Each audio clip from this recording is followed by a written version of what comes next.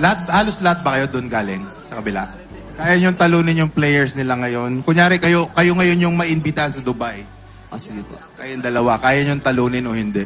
Kung wala po si Kuya Richard, kahit +3. Yun! Ayos na, ayos na.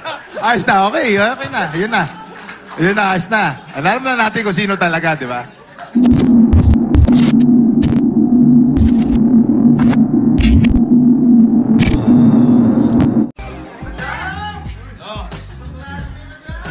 Ayan, welcome back. Ayan, alam mo, ang kilala ko lang kasi, sorry si Belches. Matinik kasi galing na siya dito sa Dubai before. Ayan. So, ang tanong ko kasi, galing na si Belches dito before, dun sa isang, team. O yan. Okay, di ba?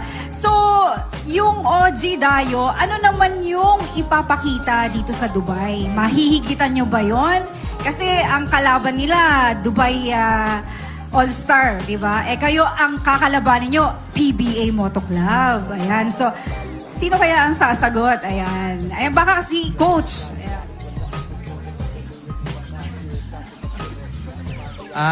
Siguro po ipapakita lang po namin yung best namin and syempre yung ating ginagawa namin, yung chemistry namin nandun pa rin. And kahit malilit po kami, sisiguraduhin ko naman po napapalag po kami.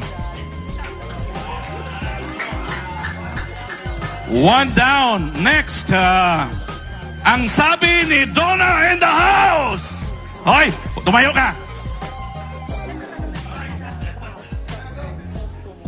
Hi guys, congratulations. Hindi kayo na-upload. Charot. Ang tanong ko,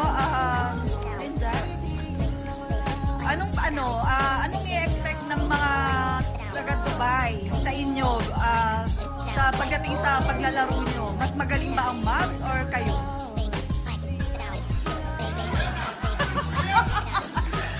Sinong mas magaling na grupo? Mavs ba or kayo? No comment!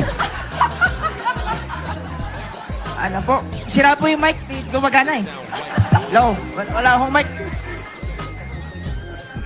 Dati, pass po. Teka na po. Yun po, bali po, lahat naman po talagang magaling. So,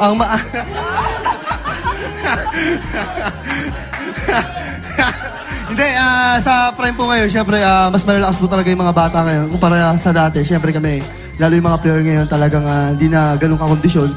Pero masisigurado ko lang po sa game na to, sa mga idol namin, talagang bibigyan namin ng magandang laban at talagang papakita namin yung chemistry namin at yung tinatrabaho namin para matalo sila.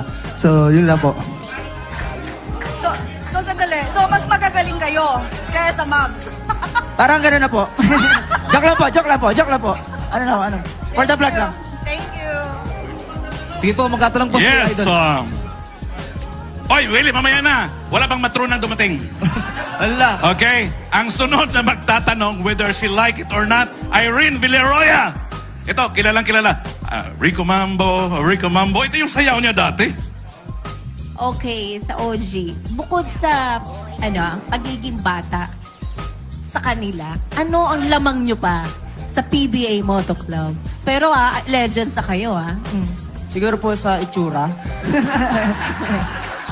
Opo. Wait na po. Hindi po kami artista, puro artistahin lang kami, no? Mas bata sila sa atin eh. Bakit ako? Siguro po sa experience na lang din po kasi sa basketball naman, ako po wala experience pero sila po meron eh. Hindi po sa experience po talaga kasi lagi-lagi po talaga sila magkakalaro. So, chemistry, hindi. Sabi ewan ko, nailo ko. Hindi, sa laro, ano ang pwede mong maipakita sa audience ng Dubai? Hindi ako lalaro. Anong special talents nyo? Yan. Siguro po, kasi pag natalo kami, parang wala namang mawawala sa amin. Pero yun nga po, ang mapapakita namin siguro, mas seryoso kami ngayon. Parang ipapakita namin yung respeto po namin sa kanila sa way na gusto namin silang talunin. Ganun po.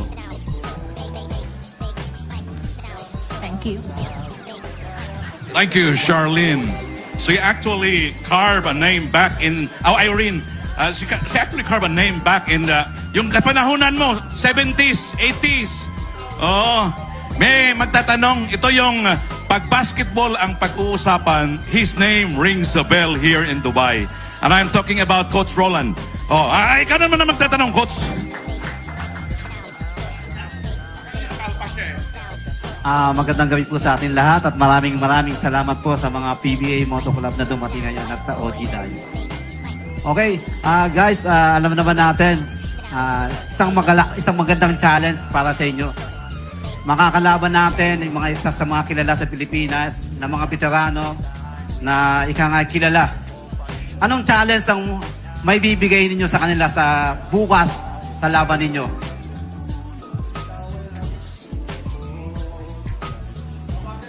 Isang magandang challenge ba to? Kasi siyempre, andito tayo sa Dubai. Dumayo, OG Dayo. Siyempre, may inaasahan ba ang mga taga-Dubai na magandang bakbakan para bukas para sa mga alam nating mga galing na PBA Moto Club? Ano lang po, ang gagawin lang po namin talaga, susunod po kami sa sistema ni Coach Jello po. Tapos, bibigay po talaga namin yung best namin. Kahit po, alam namin na, na medyo tagilid po kami sa height pa lang po. Pero papakita po namin sa mga idol po namin na kahit pa paano po, kaya po namin sumabay. Yun po. Coach Jello, siyempre alam naman natin, lamang sila sa height. Ano bang preparation gagawin natin para bukas? Siguro po, yung advantage namin, talagang more in transition kami. Talagang tatakbo kami hanggang mapagod sila. Sana mapagod kung sakali. Kumbaga yun lang talaga yung magiging lamang namin sa kanila. Yung takbo talaga. So si JR na bahala sa kanila. Okay, maraming salamat. May tatanong daw po si Willie Miller.